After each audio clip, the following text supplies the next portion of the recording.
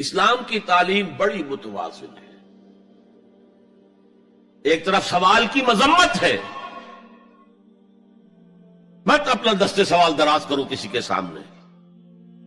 جو شخص ہاتھ پھیلاتا ہے مانگنے کے لیے وہ اپنی عزت نفس کو ہتھیلی پر رکھ کر آپ کے سامنے پیش کر رہا ہے، اور آپ ٹھوکر مار دیتے ہیں اس کی عزت نفس. مانگو اللہ سے، اللہ کسی کے دل میں ڈالے تمہاری ضرورت پوری کر سکتا ہے، بغیر اس کے کہ تم کسی کے سامنے دستے سوال دراز کرو. تو سخت مذمت ہے، اور خاص طور پر بیگری جو ایک انسٹیٹیوشن بن گیا ہے، ایک پیشہ بن گیا ہے، وہ تو اسلام کی تعلیمات کے منافی ہے. اور جس طرح کی ہم خیرات بانٹتے ہیں، 5 روپے کا نوٹ دے رہے ہیں مانگنے والوں کو مسجدوں کے باہر، سمجھ رہے ہم نے حاتم طائی کی خبر کو لات مار دی، حالانکہ حقیقت میں آپ انسٹیٹیوشن آف بیگری کو سپورٹ کر رہے ہیں. کسی ایک کو لے لو، آؤ چلو مجھے اپنا گھر دکھاؤ، مجھے بتاؤ تم واقعی اس قابل ہو یا نہیں ہو، اور پھر اس کی مدد کریں، لمسم کریں. پھر وہ 5 روپے نہیں ایسی دیں کہ وہ کچھ اپنے پاؤں پر کھڑا ہو سکے. میں نے 1 روپیہ نہیں کہا کہ 1 روپیہ تو اب کوئی شے نہیں رہی، لیکن یہ کہ 5 روپے کا نوٹ بھی آپ نے تقسیم کرنے شروع کر دیے، یہ کیا ہے؟ وَالسَّائِلِينَ وَفِي الرِّقَابِ. لیکن دوسری طرف سائل کو جھڑکنا نہیں ہے. اما السائل فلا تنہر، جھڑکو نہیں. اچھا بھائی نہیں، معاف کرو، میرے پاس اس وقت آپ کی مدد کے لیے کچھ نہیں ہے، میں کچھ نہیں کر سکتا.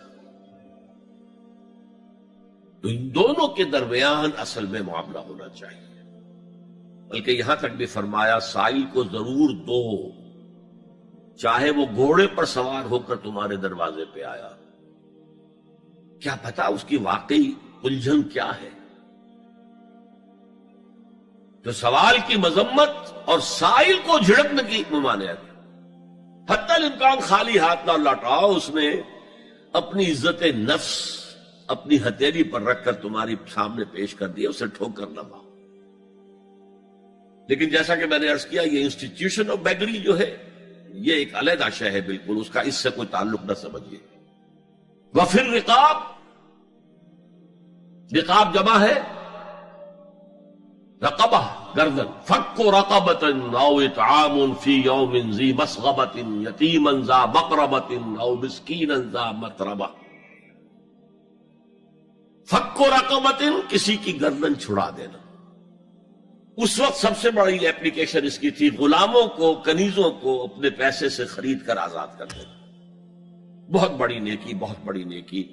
اور حضرت ابو بکر رضی اللہ تعالی عنہ کے دفتر فضائل میں سب سے اونچا کام یہ ہے کہ جن غلاموں کو اور جن کنیزوں کو ستایا جا رہا تھا، دیئر اونرز، دیئر ماسٹرز، ان کے آقا کو حق حاصل تھا، جو چاہے کریں ان کے ساتھ. قتل کرنے کوئی پوچھنے والا نہیں ہے. میں پہلے بھی عرض کر چکا ہوں، میری ملکیت ہے، جیسے میری بکری میری ملکیت ہے، میں نے اس کو ذبح کیا، گوشت کھا لیا، تم کون ہوتے ہو پوچھنے والے؟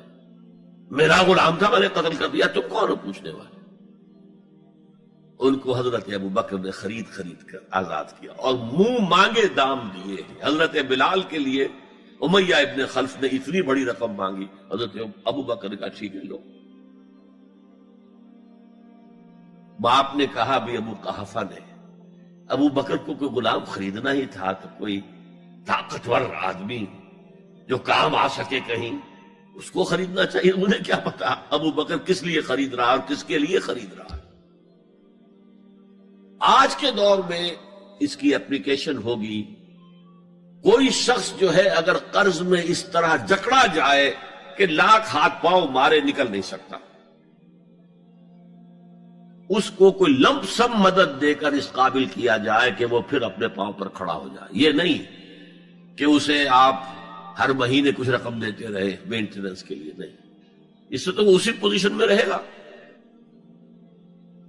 یہ بعض مائنورٹی کمیونٹیز کے اندر یہ معاملہ موجود ہے.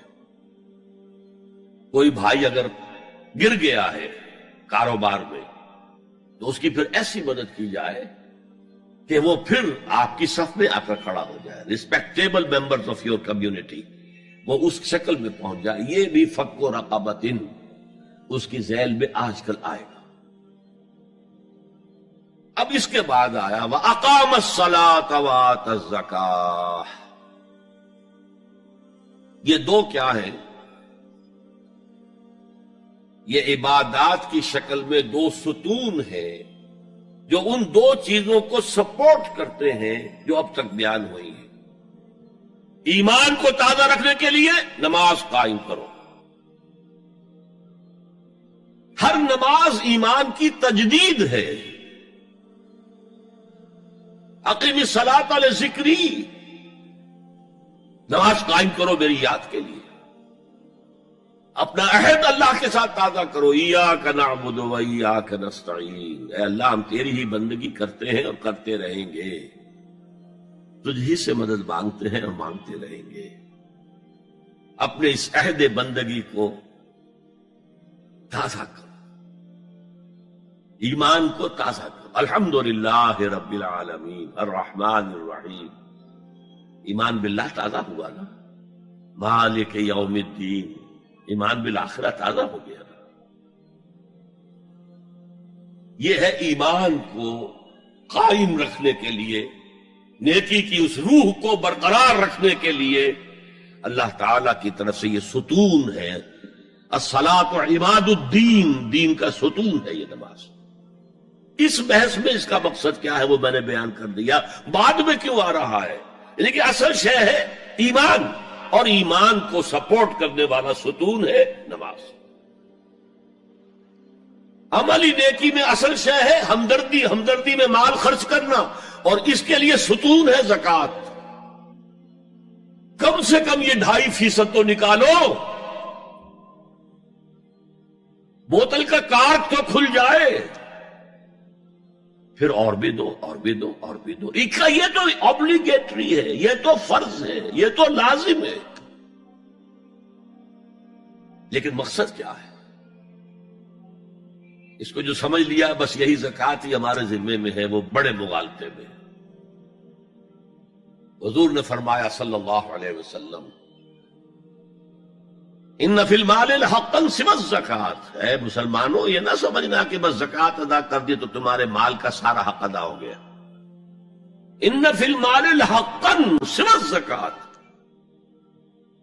تمہارے اموال میں حق ہے اللہ کا، زکوٰۃ کے علاوہ بھی. اور پھر آپ نے یہ آیت پڑھی وَآتَى الْمَالَ عَلَىٰ حُبِّهِ ذَوِي الْقُرْبَىٰ وَالْيَتَامَىٰ وَالْمَسَاكِينَ وَابْنَ السَّبِيلِ وَالسَّائِلِينَ وَفِي الرِّقَابِ وَأَقَامَ الصَّلَاةَ وَآتَى الزَّكَاةَ. یہاں آتى الزَّكَاةَ تو ہے ہی ہے، اس سے پہلے جو آ رہا ہے یہ سرپلس ہے، اس سے آگے کی بات ہے، یہ ایڈیشنل ہے. اسی لیے جب انفقوا انفقوا انفقوا انفقوا انفقوا کی جو تکرار ہوتی ہے قرآن مجید میں، تو ایک جگہ پھر سوال کیا صحابہ نے کتنا خرچ کرے حضور؟ فرمایا قل العفو، کہہ دو جو بھی ضرورت سے زائد دے ڈالو. Don't accumulate, don't retain any thing.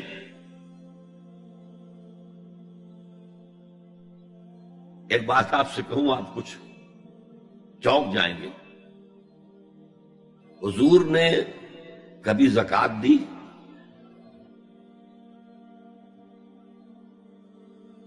کبھی نصاب کے بقدر پیسہ آپ کے پاس جمع ہوا کہ آپ پر زکوٰۃ واجب ہوتی؟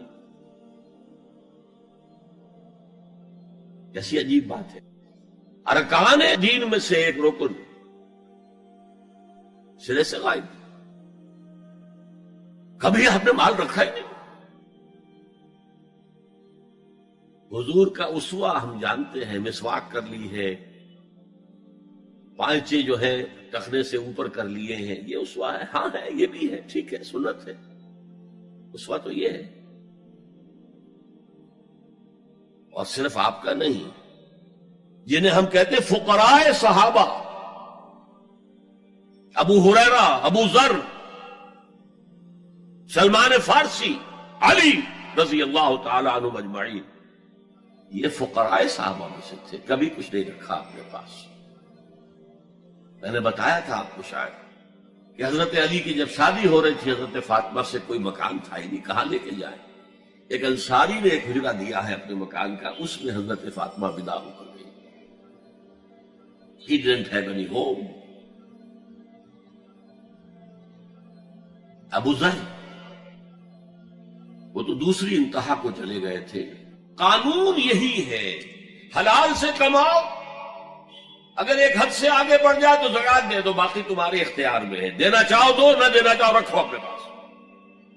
قانون اس سے زیادہ آپ کو پابند نہیں کرے گا. کبھی بھی آپ نے جبر نہیں کیا، ایمرجنسی میں بھی جبر نہیں کیا. ایک واقعہ آتا ہے کہ حضور کو کئی وقت کا فاقہ تھا. تھوڑی دیر کے بعد حضرت ابو بکر آئے، آپ نے چہرے سے پہچان لیا کہ فاقے سے.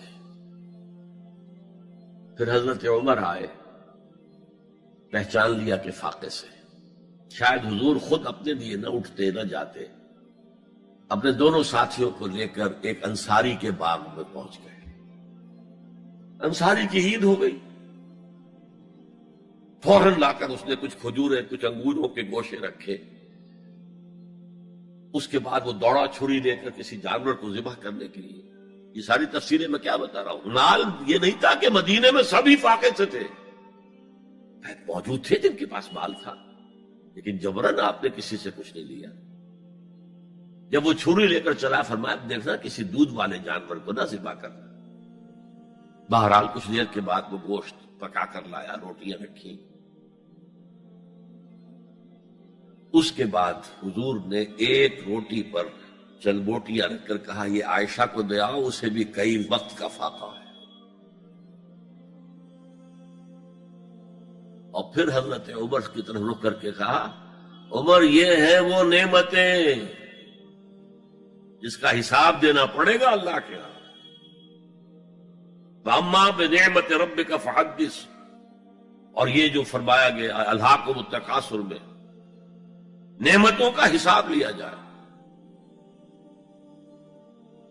وَلَا تُسْأَلُنَّ يَوْمَئِذٍ عَنِ النَّعِيمِ، فرمایا یہ نعمتیں ہیں. یہ ہے اصل میں انفاق کا معاملہ. آپ کے اس پر چھوڑ دیا گیا ہے. جتنا بھی آپ میں جذبہ ہے، جتنا بھی آخرت کا یقین ہے، اتنا ہی آپ پسند کریں گے کہ آخرت کے بینک میں جمع کرائیں، یہاں کے بینکوں میں کیوں جمع کرائیں. یہاں کتنا دے دیں گے آپ کو؟ 10%، 20%. وہاں 700% ملتا ہے. 700% نہیں، 7,000، 700 گنا. Why to keep it in these banks؟ حضرت مسیح کا جو پہاڑی کا واس بہت مشہور ہے، سرمن آف دا ماؤنٹ، بڑے پیارے الفاظ ہیں. میں آپ سے اپنا تاثر عرض کیے بغیر نہیں رہ سکتا. جہاں تک مواعظ کا تعلق ہے، جو حضرت مسیح کے مواعظ آئے ہیں ان سے اونچے واعظ کوئی ممکن نہیں. اسی میں یہ جملہ بھی ہے، دیکھو اپنا مال زمین پر جمع نہ کرو. جہاں چوری بھی ہوتی ہے ڈاکہ بھی پڑتا ہے، کیڑا بھی خراب کرتا ہے. آسمان پر جمع کرو جہاں نہ چوری کا اندیشہ، نہ ڈاکے کا خوف، نہ کیڑا خراب کر سکے. اس لیے کہ میں تم سے سچ کہتا ہوں کہ جہاں تمہارا مال ہوگا وہیں تمہارا دل ہوگا. مال یہاں ہوگا تو دل اٹکا ہوا ہوگا، اور فرشتے اس طرح گھسیٹ کر کھینچیں گے آپ کی جان کو جیسے کہ سیخ پر سے کباب کھینچا جاتا ہے. اور اگر دل وہاں لگا ہوا ہے جس کے لاکھوں کروڑوں ڈالر سوئس بینکس میں جمع ہیں، اسے کہا جائے نکل جاؤ پاکستان سے، اسے کوئی تکلیف ہوگی؟ نکل جاؤ فلاں ملک سے، ملک بدل کرتے تو کیا تکلیف؟ میرے بینک کے اندر پیسے ہیں. البتہ جس کا باہر کچھ نہ ہو اسے اگر یہ دی جائے سزا تو اس کی تو جان پر بن جائے گی.